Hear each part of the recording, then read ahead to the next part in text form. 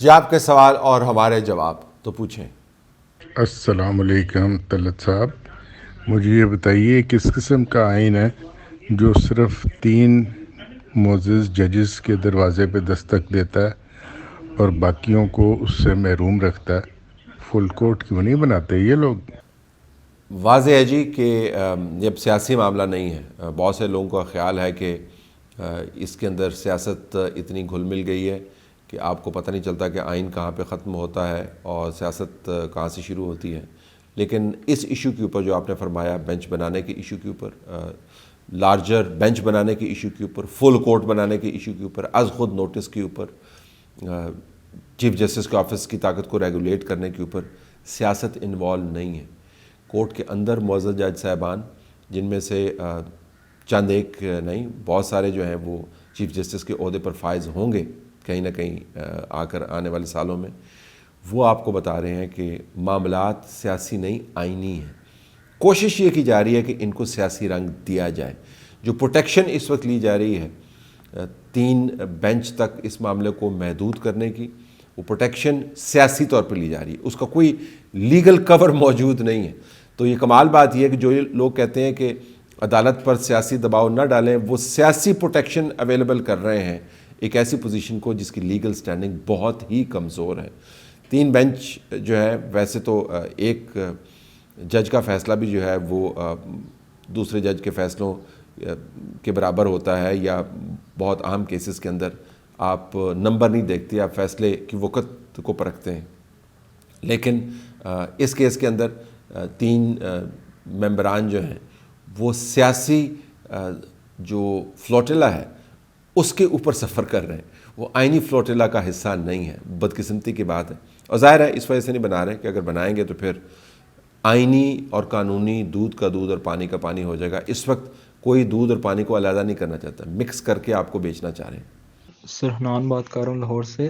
سر میں کوسچن از دس کہ عمران خان جو کہتے ہیں کہ امریکہ میرے خلاف امریکی سازش یہ وہ اور سارا کچھ بیانیہ ان کا بے نقاب بھی ہو گیا ہے۔ Now America is literally trying to help me. ابھی ان کا میں انٹرویو دیکھ رہا تھا وائس نیوز پہ، اور ہم ٹی آر ٹی ورلڈ وغیرہ ساری دنیا میں وہ واشنگٹن کے باہر مظاہرہ کر رہے ہیں، اور امریکہ سے ان کو ٹھنڈی ہوائیں آ رہی ہیں، and he is enjoying it, اور وہ پوری طرح رگڑ رہے ہیں۔ تو سر ون مین اسٹیٹ کی طرف جانے کا جو سفر ہے ہمارا، فاشزم ہٹلر ٹائپ، اگر خدا نہ خواستہ عمران خان کمپلیٹ کر لیتے ہیں تو پاکستان بچ پائے گا؟ بچ جائے گا جی پاکستان۔ دیکھیں پاکستان کے بارے میں قطع کلامی، پاکستان کے بارے میں پریشان ہر وقت نہ ہوا کریں۔ پریشانی کی وجوہات بہت سی ہیں، میں یہ نہیں کہہ رہا ہوں کہ آپ کے سامنے ایک بڑی خوبصورت تصویر بنائیں، ہم تو خود روزانہ جو ہے نقائص کی طرف زیادہ توجہ دیتے ہیں۔ لیکن یہ ملک جو ہے یہ عمران خان سے بڑا ہے، یہ نواز شریف سے بڑا ہے، یہ آرمی چیف سے بڑا ہے، چیف جسٹس سے بڑا ہے، یہ مجھ سے اور آپ سے بڑا ہے، یہ ہم سے سب سے بڑا ہے۔ اس کی وجہ سے ہم ہیں، اور یہ بھی یاد رکھیے کہ ہمارے اعمال کی وجہ سے اس کی حالت جو ہے وہ طے ہوتی ہے۔ تو اگر ملک کو ہم نے ٹھیک کرنا ہے تو اعمال کو ٹھیک کرنے کی ضرورت ہوگی۔ اب عمران خان جو ہے ایک سیاسی چیلنج کے طور پہ آ گئے ہیں سامنے۔ وہ سیاسی چیلنج بھی جو ہے وہ جمہوری طور پر مینیجیبل چیلنج ہے۔ اگر ان کے پاس میجورٹی ہے تو وہ طریقے کے ساتھ انتخابات جیت کر وہ پرائم منسٹر بن سکتے ہیں، ملک ان کے طاقت کے نیچے، ہاتھ کے نیچے چل سکتا ہے۔ لیکن اگر وہ رپھڑ ڈال کر، فساد ڈال کے اس ملک کو ڈسرپٹ کر کے طاقت میں آنا چاہیں گے تو وہ ممکن نہیں ہوگا۔ بہت سارے فلٹرز موجود ہیں۔ باقی جہاں تک رہی ہٹلر فیشزم کی بات، آپ نے دیکھا ہوگا کہ عمران خان صاحب کا کمال یہ ہے کہ وہ جو دوسروں کے ساتھ کرتے ہیں نا وہ ان پر لاگو کر دیتے ہیں۔ خود تمام کام وہ کرتے ہیں جس کے اوپر ہٹلر بھی اپنی قبر کے اندر کسی نہ کسی صورت میں پریشان ہوتا ہوگا کہ اگر میں نے یہ سوچا ہوتا تو ہو سکتا ہے میرا جو اختتام ہے وہ تھوڑا سا ڈیلے ہو جاتا۔ لیکن دنیا کو عمران خان صاحب یہ بتا رہے ہیں کہ اصل میں فیشزم ان کے ساتھ ہو رہا ہے۔ تو یہ تو ان کا ایک وتیرہ ہے، لیکن اس طرح کے لیڈرز آتے رہتے ہیں، پروسیس ان کو فلٹر آؤٹ کرتا رہتا ہے۔ امید ہم یہی کرتے ہیں کہ ملک کا پروسیس جو ہے وہ اس چیلنج کو فلٹر آؤٹ کرے گا سیاسی طور پر۔ کسی کو مکمل طور پہ سیاست سے نکالنے کی ضرورت نہیں ہے. سیاستدان ملک کو چلاتے ہیں, نمائندگان ملک کو چلاتے ہیں. عمران خان ایک بڑی پارٹی کو ریپرزینٹ کرتے ہیں. وہ عمل کے ذریعے اور اپنے اعمال کے ذریعے اپنے آپ کو معتبر کر سکتے ہیں, لیکن اگر ظاہر ہے وہ رپھڑ ڈالنا چاہیں گے تو پھر کہیں نہ کہیں سے تو اس کا جواب آئے گا. طلعت صاحب, میں سجاد بات کر رہا ہوں ٹیکسس یو ایس اے سے. میں آپ سے پوچھنا چاہ رہا تھا کہ میں بھی عمران خان کا ڈائی ہارڈ فین تھا. پالیٹکس میں نے عمران خان کی وجہ سے فالو کرنا شروع کی تھی, اور جیسے جیسے سچ مجھے پتہ لگا تو میں نے ان کو بالکل ہی چھوڑ دیا. میں کسی اور پارٹی کو فالو بھی نہیں کرتا, لیکن مجھے ایک چیز بالکل سمجھ نہیں آ رہی کہ یہ بندہ جو اتنا جھوٹ بولتا ہے, جو بالکل ملک کے خلاف ہو گیا, جو اپنے اداروں کے خلاف ہو گئے اور اس ادارے کے خلاف ہو گئے جس نے اس کو پالا ہے, جو ابھی یہ چوڑا ہو کے بول رہا ہے کہ میں خود آیا ہوں, 25 سال کی محنت ہے. تو اس کی کیا محنت ہے, مجھے تو سمجھ نہیں آ رہی. اور یہ پاکستان کو ایک بہت زیادہ نقصان پہنچا رہا ہے. اور یہ جو ہمارے عدلیہ, جو ججز بیٹھے ہوئے ہیں, جو انصاف کے بڑے بڑے تیسمار خان بنے ہوئے ہیں کہ ہم نے ملک میں آئین کو قائم رکھنا ہے, تو ان کو دکھ نہیں رہا کہ یہ بندہ اس ملک کے خلاف اتنا زیادہ آگے بڑھ گیا ہے کہ یہ بھی کسی ادارے کو نہیں بخش رہا, اپنے اقتدار کی خاطر یہ کچھ بھی کر رہا ہے. تو کائنڈلی اس کے اوپر آپ جو ہے مجھے رپلائی کیجیے گا. Thank you. جو انسانی صلاحیت ہے اپنے آپ کو دھوکہ دینے کی, جو انسانی صلاحیت ہے اپنی نظروں پر پٹی باندھنے کی, جو انسانی صلاحیت ہے اپنی عقل پر پتھر پھینکنے کی, وہ نہ ختم ہونے والی ہے. آپ تاریخ میں بہت ساری جگہوں پر دیکھیں گے کہ جب کامن سینسیکل چیزیں جو ہیں, جو آپ کو سامنے نظر آ رہی ہوتی ہیں, وہ جو رولر ہے اس کو نظر نہیں آتی, اور وہ بالکل اس کے مخالف سمت میں جا کے ایسے فیصلے کرتا ہے کہ اس وقت کے لوگ بھی حیران رہ جاتے ہیں, اور پھر جو تاریخ لکھنے والے ہوتے ہیں وہ بھی کہتے ہیں کہ اس نے یہ کیا چول ماری ہے, یہ کیوں کیا ہے اس نے. اور مسلسل لوگ یہ کام کرتے رہتے ہیں. تو ضروری نہیں ہے جو آپ پر اور ہم پر واضح ہے وہ ان لوگوں پر بھی واضح ہو جن کی عقلوں پر اگر پتھر نہیں پڑے ہوئے تو کم از کم آنکھوں پر انہوں نے پٹی ضرور باندھی ہوئی ہے. نمبر 1. نمبر 2, ویسٹڈ انٹرسٹ ہے نا جی, وہ بہت ہی خطرناک چیز ہے. یعنی آپ کا جو اپنا انٹرسٹ جب ڈیولپ ہو جاتا ہے اور آپ کی کمٹمنٹ پر حاوی ہو جاتا ہے تو پھر آپ دائیں بائیں آرام سے ہو جاتے ہیں. تیسری بات یہ کہ جب آپ پہلے سے دائیں بائیں ہوتے رہے ہوں تو پھر آپ کے لیے جو اصل راستہ ہے اس کے اوپر واپس آنا بہت ہی مشکل ہے, آپ کو عادت پڑ جاتی ہے. اب آپ ان چیزوں کو اکٹھا کر کے دیکھیں تو آپ کو پتہ چل جائے گا کہ آپ کی ڈس اپوائنٹمنٹ عمران خان کے ساتھ کیوں ہے.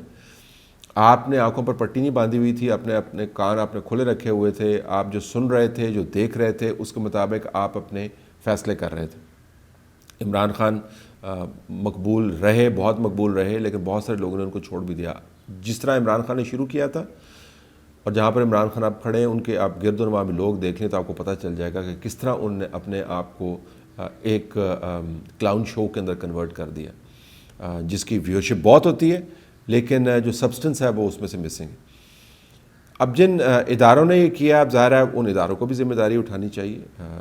یہ تمام کلاؤن شو جو ہے, یہ سرکس جو ہے, از خود تو پیدا نہیں ہو گیا, اس کو باقاعدہ سپورٹ کیا جا رہا تھا, اور اب جب وہ سپورٹ نہیں مل رہی تو اس کے اوپر رد عمل بھی آ رہا ہے عمران خان کا. یہ یاد رکھیے گا کہ جو محبت کرنے والے ہوتے ہیں نا, یا جن کا آپس میں سانجھ رہا ہوتا ہے, وہ جب آپس میں ٹوٹتے ہیں نا تو پھر بڑی لڑائی ہوتی ہے. تو اس وقت عمران خان کا جو غصہ ہے نا اسٹیبلشمنٹ کے خلاف, وہ ایک طویل ایسوسیشن کے بریک ڈاؤن کے بعد آپ کو نظر آتا ہے.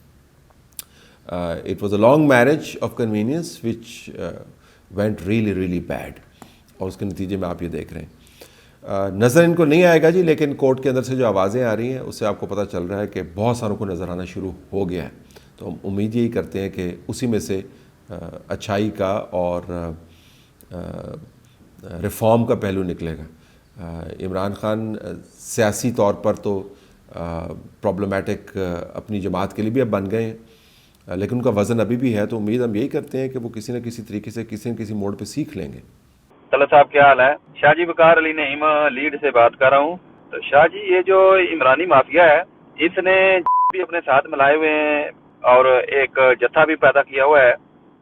تو سر جو میں سنتا رہتا ہوں آپ کے اور ہمارے استاد نصرت جاوید صاحب سے, اور وہ جو کہتے رہتے ہیں کہ ریاست کے پاس 900 ولیوں کی طاقت ہوتی ہے, تو شاہ جی یہ تو اس نے بالکل پوری ریاست کو ایک نوٹ ڈاؤن کر دیا، بالکل ایک اس کو گڈ اس نے ٹکا دیے نیازی نے کہ نہ افساب کی عزت آبرو سلامت ہے، نہ کسی شریف بندے کی. اور میں نے آج فواد چودھری کا ٹویٹ دیکھا ہے، ورنہ میں تو اس کو کہتا تو دوسرے نام سے تھا، لیکن آپ کے احترام میں اس کو نہیں کہہ رہا. اس نے کہا جی آپ کو رسن ایوب کو ریسٹ کر لیں. یہ کیا چکر ہے شاہ جی؟ مہربانی فرما کر رہنمائی فرمائیں. Thank you. نہیں، آپ کسی کو کچھ نہ کہیں، ہم نے بھی آپ نے جو کہا ہے اس کو وہ ٹون لگا دی ہے. بنیادی بات یہ ہے کہ ریاست نے عمران خان کے اوپر، ریاست کے اداروں نے، ریاست نے کلی طور پر نہیں لیکن ریاست کے اداروں نے عمران خان کے اوپر انویسٹ کیا. عمران خان نے اس انویسٹمنٹ کو بیڈ انویسٹمنٹ میں کنورٹ کر دیا اور اس میں سے اپنا حصہ نکال کر ایک اپنی سلطنت بنانے کے چکر میں لگ گئے، جس کے اوپر لڑائی شروع ہوگی اور اب آپ اس لڑائی کا عکس دیکھ رہے ہیں. ریاست کو واقعتاً لگتا یہی ہے کہ انہوں نے زیردست کیا ہوا ہے، لیکن یہ زیادہ دیر تک نہیں چلتا. کوئی فرد جو ہے وہ ریاست کے اوپر حاوی نہیں ہو سکتا. تو نصرت جاوید بالکل ٹھیک کہتے ہیں. اب ولیوں والی طاقت جو ہے وہ کب استعمال ہوگی؟ کچھ تو استعمال ہونی شروع ہوئی ہے اور اس کے نتائج کیا نکلیں گے، کچھ نتائج تو آپ کے سامنے آ رہے ہیں. لیکن آپ دیکھیں پچھلے سال 14 مہینے پہلے حالات کیا تھے اور اب حالات کیا ہیں. تو طاقت کے استعمال کا ایک اپنا کیلنڈر ہے، میرے خیال میں اس کیلنڈر کے مطابق چل رہے ہیں. لیکن اس استعمال سے پہلے اسی طاقت کو استعمال کیا گیا تھا عمران خان کو بلڈ کرنے کے لیے، تو جس کی وجہ سے وہ اتنا بڑا مسئلہ بن گیا.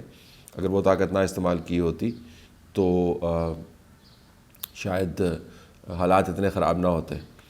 یہ جنہوں نے کہا وہ میں نے اظہر مشوانی کے اوپر 2-4 ٹویٹس کو کوٹ کر کے یہ کہا تھا کہ مبینہ طور پر وہ جو ہے ان کے فون میں سے کچھ ایسے مواد نکلا جس سے پتہ چلتا ہے کچھ اکاؤنٹس چلا رہے تھے، اور یہ بھی بتایا کوٹ کرتے ہوئے کہ پی ٹی آئی کا ماننا یہ ہے کہ وہ اداروں کی کسٹڈی میں ہے.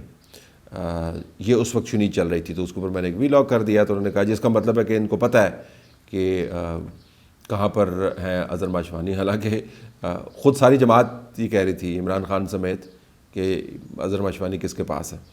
تو اس کے اوپر انہوں نے کر دیا. ان کو سنجیدگی سے نہ لیا کر، پریشان نہ ہوا کر ان کی باتوں پہ. السلام علیکم طلعت صاحب، انیس منگی بات کر رہا ہوں لیسٹر یو کے سے. یہ اچانک سپریم کورٹ میں چیف جسٹس کے خلاف سوموٹو کے لحاظ سے قانون سازی ہونا شروع ہو گئی ہے.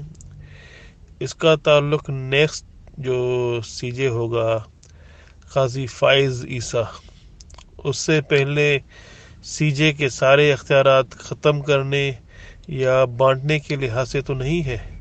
ویسے ہی سوچ رہا تھا میں، مزید آپ کو زیادہ پتہ ہوگا کہ اچانک ایسا کیا ہو گیا ہے کہ سی جے کے اختیارات جو ہے نا وہ اکیلے اس کے پاس نہ رہیں اور سب میں بانٹے جائیں.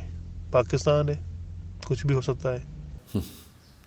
دور کی کوڑی آپ لے کے آئے ہیں، لیکن میں آپ کو اصولی طور پہ بتاؤں جسٹس قاضی فائز عیسیٰ خود بھی اسی سوچ کے تابع کام کرتے ہیں کہ چیف جسٹس کے پاس از خود نوٹس کی طاقت نہیں ہونی چاہیے، بینچ بنانے کی طاقت نہیں ہونی چاہیے. یہ فرد ڈیسائیڈ نہیں کر سکتا. ان کا جو حالیہ فیصلہ ہے وہ اس بات کی عکاسی کرتا ہے کہ ان کو اس قسم کے کسی معاملے میں کوئی شوق نہیں ہے کہ وہ چیف جسٹس ایسے بنے کہ بس وہی ہوں اور باقی جو ہیں سارے لیلی پوٹین ججز کے طور پہ بیٹھے ہوں چیئرز کے اوپر. تو وہ جو اپنے فیصلے میں خود لکھ رہے ہیں کہ ایسا نہیں ہونا چاہیے، تو میرا نہیں خیال کہ ان کے خلاف کوئی سازش ہوتی ہوئی نظر آ رہی ہے. اور ویسے بھی ادارے کو فرد سے بڑا ہونا چاہیے. مسئلہ بندیال، فائز یا اعجاز الحسن یا کوئی بھی اور جس نے بننا ہے ان کا نہیں ہے. مسئلہ یہ ہے کہ آپ نے ادارے کو ادارے کی طرح چلانا ہے یا آپ نے اپنی بس سروس کی طرح چلانا ہے. تو اس وجہ سے لگتا شاید آپ کو یہ ہوگا کہ چیف جسٹس کے آفس سے اختیار لیا جا رہا ہے، لیکن جسٹس قاضی فائز عیسیٰ صاحب محترم جو ہیں وہ خود اسی سوچ کے تابع کام کرتے ہیں کہ چیف جسٹس کے آفس کے پاس اختیارات نہیں ہونے چاہیے.